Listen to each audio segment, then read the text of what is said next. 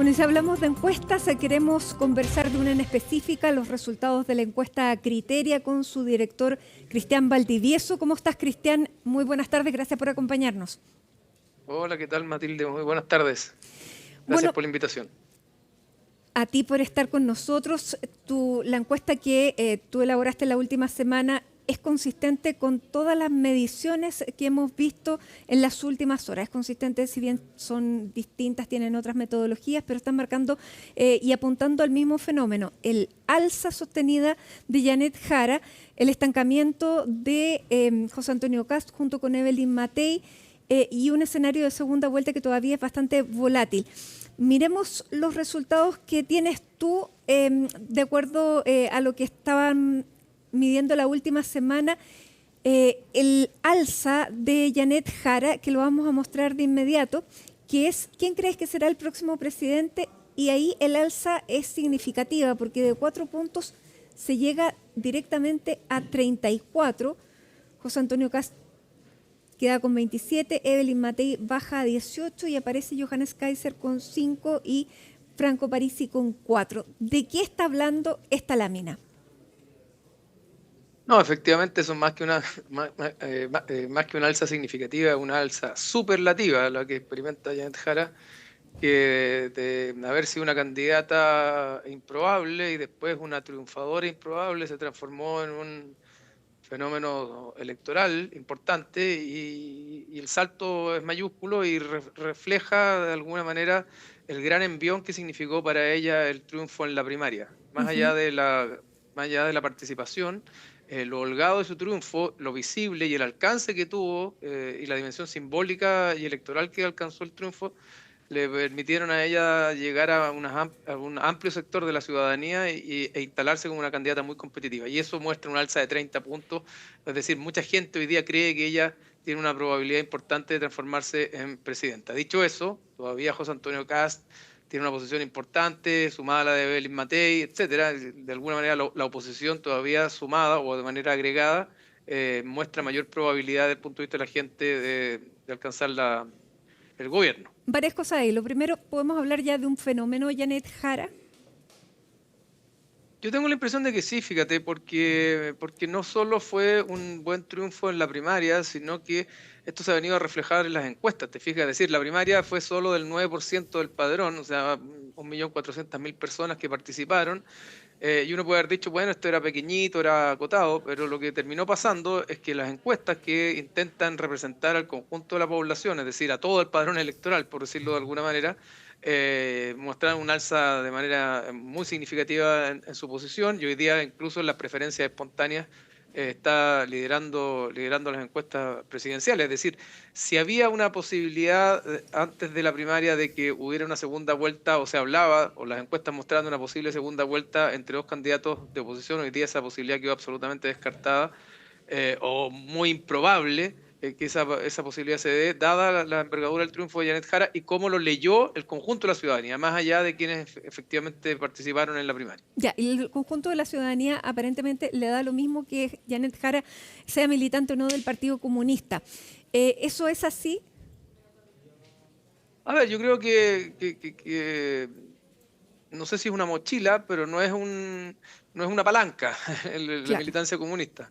Pero dicho eso, entre la población que no está tan ideologizada, que es la gran mayoría, es decir, la población que no tiene una posición predeterminada y que va a votar siempre por izquierda o siempre por derecha, por ponerlo en grandes términos, el mote comunista es un mote que algo dice, pero mucho más dice la confianza que la persona puede generar por sobre la militancia o por sobre la identidad o las chapas políticas. Así como en esa misma población en general el mote de fascismo, pinochetismo y otro tipo de chapas ya quedan como de alguna manera muy desgastadas, desconectadas del presente, muy vinculadas al pasado y lo que la gente quiere es conectarse con el presente y con el futuro. Y en ese sentido son las personas, los candidatos que logran generar confianza, credibilidad y también verosimilitud en la capacidad de hacer que las cosas pasen para mejorar la calidad de vida de las personas, las que terminan produciendo mayor adherencia en la población. Bueno, y eso es lo que ven en ella porque primero encabezó una cartera que pudo mostrar logros bien importantes. y tiene un atributo que ojalá todos lo tuvieran, que es la credibilidad. A ella le creen. Por lo tanto, que ella congelara, por ejemplo, su militancia comunista, ¿podría ser un boomerang, por ejemplo? Sí, yo creo que eso, hasta donde sabemos a esta hora de la tarde hoy día ya se descartó, quedó bastante descartado ayer domingo incluso. Es algo que finalmente hubiera sido, eh, digamos que podría haber sido un acto de descrédito respecto a la confianza que ella producía. Es decir, se presentó como comunista, después deja de ser comunista, y de alguna manera eso podía atentar contra la credibilidad de su posicionamiento. Pero por sobre todo creo que resolverlo en términos políticos es lo más relevante, porque mientras estuviera en discusión, el tema o la chava comunista iba a estar por delante de las posibilidades que ella pudiera desplegar como candidata. Entonces había que despejarlo para que no fuera tema, ¿ah? Porque efectivamente si no querían que fuera tema, bueno, tenerlo ahí en la palestra permanentemente era un problema. Yo creo que no es el corazón de su propuesta.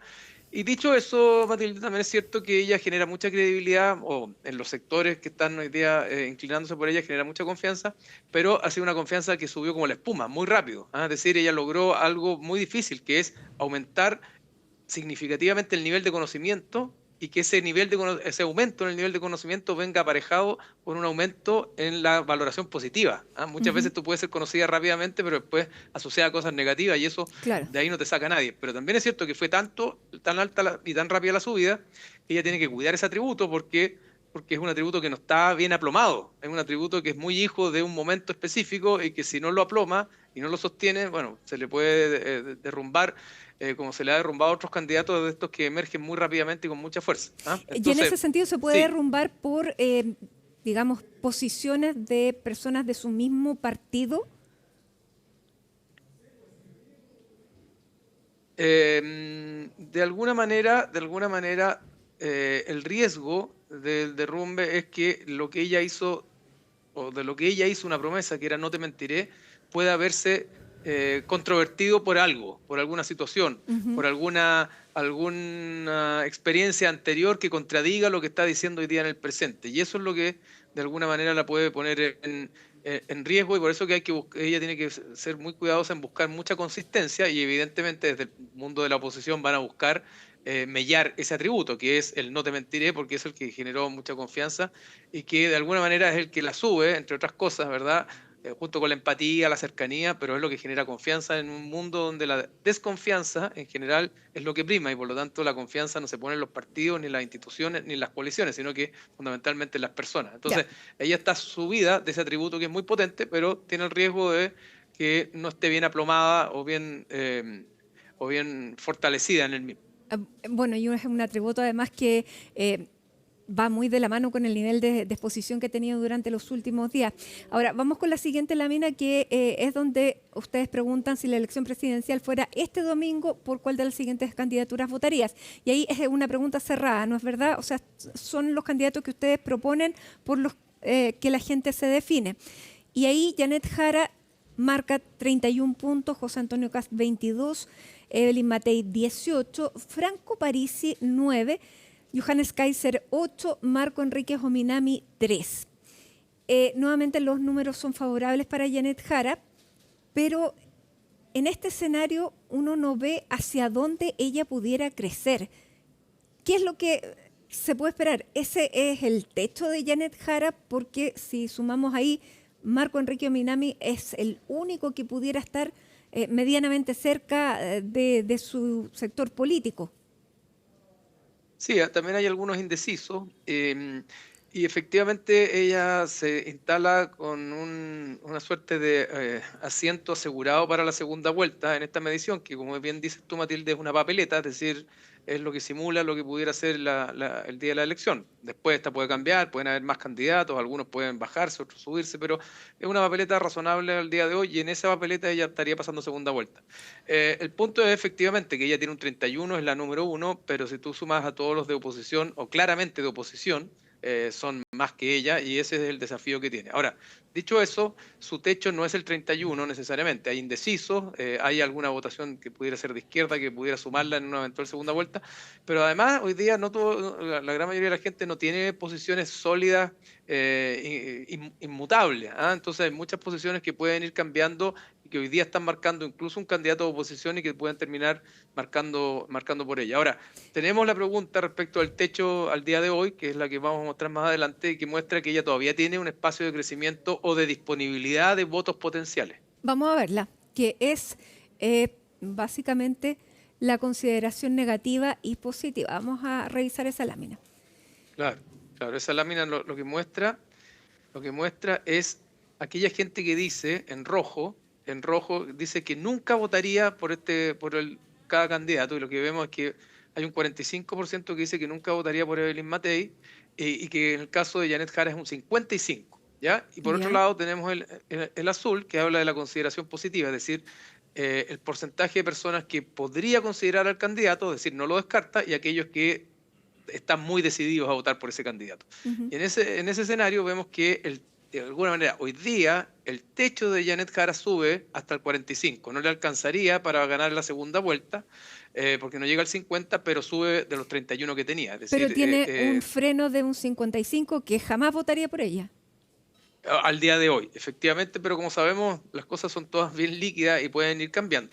En este escenario, la que tiene la mejor posición en esta pregunta es Evelyn Matei, porque es la que tiene un techo más alto y un piso, un techo más alto, ¿verdad? Y una detracción, una consideración negativa más baja. Es la única que está claramente sobre el 50%. Pero ya vimos. Janet Jara muestra hoy día 31, en esto del techo llega al 45, y hay que ver si es capaz de ir neutralizando parte de ese 55 negativo que tiene. Lo que pasa es que los candidatos que están en la oposición son no es centro derecha, es derecha pura, y esta nueva derecha, como se han querido llamar los que tradicionalmente se llamarían extrema derecha. Por lo tanto, es difícil que alguien que esté en ese espectro pudiera cambiarse, ¿o no? Claro, pero hay gente que hoy día está marcando por Parisi, por ejemplo, hay gente que eventualmente está marcando por Evelyn Matei, hay gente que está marcando por Marco Enrique, hay gente que está marcando indeciso, o sea, puede ser, la tiene difícil, o sea, hoy día lo que estamos conversando acá es del éxito que ha tenido Janet Jara, no solo en la primaria, sino que después en las encuestas, y el potencial que tiene como candidata, pero evidentemente hoy día, más allá de que sea el momento de Janet Jara, en el mediano plazo claramente la tiene difícil, la tiene complicada. De hecho, hoy día tiene asegurado el pasaje a segunda vuelta, pero no tiene ni de cerca por ahora asegurada la segunda vuelta. Hemos visto que en general los candidatos de oposición, creo que lo vamos a mostrar ahora en una lámina más adelante, en una eventual segunda vuelta hoy día le están ganando. Vamos a esa lámina. Porque si fuera José Antonio Kast el que pasa a la segunda vuelta, ahí Janet Jara pierde por 7 puntos. Ella obtiene un 35 frente a un 42. Ahí todavía hay 23 nulos o blancos. La distancia se reduce, pero tampoco Claro, que tanto con Evelyn Matei. Sí, perdona, eso es lo que te muestra, es que todavía hay harto indeciso, pero que si tú llevaras eso a base 100, como se hace con las elecciones, José Antonio Kast tiene una diferencia hoy día con Janet Jara de 10 puntos. Claro. ¿Ya? Si tú eliminas los nulos y blancos, como Claro. dicen Sí. como dicen cuando se entregan los resultados. Y Evelyn Matei tiene una distancia con Janet Jara de 7 puntos más. Entonces, la tiene difícil, no la tiene imposible, pero ya tú ves acá que del 31 que tenía en primera vuelta, ya en segunda tiene un 35, o sea, sigue creciendo un poquitito. Pero lo que te muestra este escenario es que quedó en una muy buena posición, pero tiene que todavía seguir subiendo para poder ser una carta competitiva en segunda vuelta, pero su principal desafío es pasar con la mayor cantidad de votos hoy día a la segunda vuelta, que aparentemente, dado el envión que le dio la primaria, la tiene asegurada. Ahora, con estos números es muy difícil que aparezca alguien por el centro de Janet Jara o por la izquierda. ¿Qué es lo que se vislumbra? Porque la democracia cristiana se ha mantenido bien firme en su posición de no querer llamar a votar. Ha sido muy consistente Alberto Undurraga en rechazar esa posibilidad y en pensar en candidatos como Harold May Nichols, que no aparece en esta medición por lo menos, o incluso Marcelo Trivelli, que hace mucho rato no estaba en política. ¿Esos escenarios tú los ves como probables? Fíjate que, a ver, lo que la primaria de alguna manera muestra es que Janet Jara logró dejar plenamente cubierto el flanco izquierdo. Claro. Si tú ves incluso la pregunta espontánea, ya Marco Enrique no aparece en la pregunta Y no espontánea. sabemos por qué Como, lado va a ir, si va a ir apuntando más hacia el centro, porque ya más a la izquierda no podría. exacto, y tiene bastante cubierto ese flanco. De hecho, uno se pregunta si Artés u otros se van a querer presentar porque de alguna manera ella ya copó ese espacio y hoy día lo que va a buscar es tratar de centrar su propuesta y centrar su candidatura para ir copando ese espacio, lo mismo que va a estar intentando José Antonio Kast por derecha, ir centrándose también. Yo tengo la impresión de que, bueno, nada está cerrado hoy día, pero tengo Por la impresión cierto. de que los candidatos que han asomado hoy día no parecen tener la fuerza de desafiar de manera importante al centro. Creo que es más probable incluso que candidatos que ya tienen más historia empiecen a buscar cómo ocupar ese espacio, como llámese Franco Parisi, ¿verdad? Que ha estado por ahí, más que otros candidatos que aparezcan de la nada hoy día. Eso lo veo difícil. Mike Nichols aparentemente igual algo puede producir, pero no se ha transformado hasta ahora en un fenómeno, ni en una Ujú. novedad, ni en una carta que claramente venga a desafiar. Probablemente quite puntos a algunas candidaturas de izquierda, o sea, de centro izquierda o más bien de centro derecha eventualmente en ese espacio, pero no se ve o no se asoma como una carta que vaya a dar una gran sorpresa, por ahora al Ujú. menos. Por lo tanto, la otra que la tiene muy difícil es la candidata Evelyn Matei, porque ella sí necesariamente tiene que crecer hacia el centro, que no sabemos qué centro es, eh, porque la derecha la tiene súper, súper copada y tiene que, sin dejar de ser de derecha, hoy día fue bien categórica Pepa Hoffman en decir que esa es una candidatura de derecha, pero que tiene que crecer hacia el centro. Por lo tanto, es un discurso y una posición bien compleja la que tiene que asumir una candidatura que nunca hemos visto cuál es su definición. Sí, la tiene complicada, pero al mismo tiempo si su estrategia y su despliegue le permiten hacer lo que en teoría tendría que hacer, ella pudiera tener relativamente un espacio para grupos que no quieren votar por una candidatura de izquierda y que quieren vincularse a una opción más de centro, centro derecha, más moderada. Ese espacio ahí, yo creo que es un espacio que no se va a llenar solo con eslogan, sino que se va a llenar con aquellas propuestas que a la ciudadanía le hagan sentido, que las considere realistas y realizables y que confíe en la persona que promete implementarlo. Yo creo que ese es un espacio importante y que las candidaturas que están más aplomadas, más cimentadas, que llevan más tiempo, debieran tener un espacio natural para intentar cubrir al menos. Pero Eso por una parte. Y por otro, ujú. la ventaja que tiene todavía Evelyn Matei es que su techo es más alto, o sea, su nivel o dicho al revés, su nivel de detracción o de rechazo es menor que lo que tienen otras candidaturas. Entonces puede ir en el tiempo, yo creo que una noticia en desarrollo, transformándose en una candidata que puede ser eventualmente más competitiva en segunda vuelta. Yo creo que eso es lo que está en discusión en la derecha, es decir, quién va a pasar a segunda vuelta por una parte, porque ya no van a pasar dos de derecha, pero también eventualmente quién va a ser más competitivo en una eventual segunda vuelta con Janet Jara, que viene a poner otros códigos, ¿verdad? Otros códigos en la elección, a dar vuelta un poquitito, a zamarrear la elección y a dar la vuelta, poner, claro, es seguridad, es economía, pero no es solo seguridad y solo economía, y eso hace que la conversación y la elección también tenga otros códigos sobre los cuales las candidaturas de derecha también van a tener que tener posición y tener de alguna manera algo que performar ahí. Claro, por ejemplo, Evelyn Matei pudiera ser una mejor opción de segunda vuelta, pero no sabemos si va a llegar a segunda vuelta. Eh, Ayer había una entrevista que aparecía en el Mercurio a José Antonio Kast, donde él hablaba de cuáles van a ser sus fortalezas, pero dentro de sus fortalezas no está llegar a acuerdos. Por lo tanto, una candidatura que no tiene el diálogo por delante, ¿cómo puede ofrecer gobernabilidad frente, por ejemplo, a la misma Janet Jara, que puede lucir los acuerdos a los que sí llegó, incluso con Chile Vamos?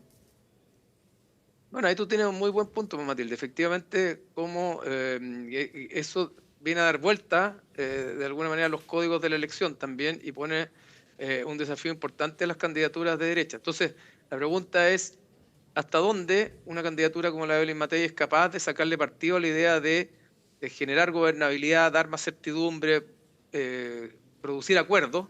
Porque el producir los acuerdos, el dar gobernabilidad, tienen un valor per se, pero no es lo primero que mira la gente. Lo Claro. primero que mira la gente es hasta dónde esos acuerdos me sirven y mejoran la vida cotidiana de las personas. Entonces, hay que ponerlo en valor, pero lo que tiene mayor centralidad en esto es que esos acuerdos tienen que estar al servicio de propuestas muy concretas, muy específicas, que sean creíbles y realizables desde el punto de vista de lo que considera la ciudadanía. Es decir, el acuerdo por el acuerdo no es un valor. El acuerdo tiene sentido en la medida que permite cosas, Claro. cosas que tengan que ver con las preocupaciones y con las inquietudes principales de los ciudadanos. Y finalmente en esa línea, porque durante esta jornada se vio un acercamiento entre Jimena Rincón de Demócratas a la candidata Evelyn Matei. ¿Pudiera servirle crear una alianza? Yo creo que sirve en la medida que esa alianza sirve en la medida que es capaz de demostrar que la alianza tiene un valor porque va a producir cosas que si no hubiera esa alianza no se producirían. Y ahí está el valor y la diferenciación que tiene que trabajar, creo yo, y la ventaja que puede tener Evelyn Matei. Y por otro lado, el desafío de José Antonio Kast efectivamente es salirse de la discusión más emocional o de la tensión más emocional o más empática, porque ahí pierde frente a Janet Jara por una parte, y por otra tiene el riesgo él de terminar representando, a propósito de la entrevista que decías tú ayer en el Mercurio, representando una candidatura que aparece muy conservadora para el país que habitamos hoy día. Y eso es un riesgo potencial. Y por eso es que él dice, yo no quiero conversar sobre temas valóricos, porque no son el centro de las preocupaciones de la ciudadanía hoy día. Sin duda, no es el centro de las preocupaciones de la ciudadanía hoy día, pero no significa que no sean temas importantes y que eventualmente pueden jugar un rol en la elección. Que le jugaron en contra en la última elección. Le jugaron en contra en el plebiscito por el segundo proceso constituyente. Y en la elección Boric Kast. Y la elección Boris, claro, donde perdió la elección. Entonces, ya los temas valóricos han sido un escollo que no ha podido sortear José Antonio Kast en 2 elecciones. Y por lo tanto, él intenta adelantarse y sacarlos de la discusión. Claro. Pero uno no saca los temas de la discusión por decreto. Entonces, la va a tener ahí, tiene que ver cómo hacer que se ordene eso y que la prioridad esté centrada en solo, o fundamentalmente, en seguridad, en economía y en migración, que son los temas donde él tiene mejor posicionamiento. Bien, Cristian Valdivieso, muchísimas gracias, director de Criteria, por conversar y analizar esta encuesta que da tantos elementos de análisis. Así que muchísimas gracias por este tiempo, que tengas una buena tarde. Igualmente, Matilde, muchas gracias por la invitación. Gracias.